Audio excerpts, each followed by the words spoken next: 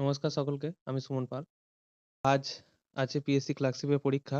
আমার ব্যান্ডেলে পড়েছে। তাই ঠাকুরতলায় প্রণাম করে এই আমাদের ঠাকুরতলায় প্রণাম করে কুড়োরাজতলায় প্রণাম করে বেরিয়ে পড়লাম। তারপরে চলে এলাম সোমরা বাজারে। আমি চলে এসেছি প্রায় ১৫ মিনিট আগে। তারপরে বসেছিলাম। ১৫ মিনিট বসার পর ট্রেন ঢুকে গেল। ট্রেনে করে চলে এলাম ব্যান্ডেল। ব্যান্ডেলে এসে হাঁটতে শুরু করলাম। পাশেই ছিল আমাদের ব্যান্ডেলের স্টেশনের পাশেই পড়েছিল স্কুলটা। তো এই ছিল স্কুল।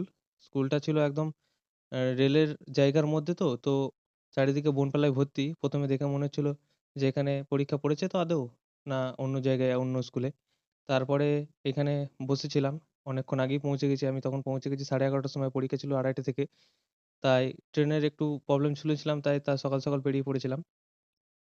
তারপর পরীক্ষা শেষ করে হেঁটে চলে এলাম ব্যান্ডেল স্টেশনে।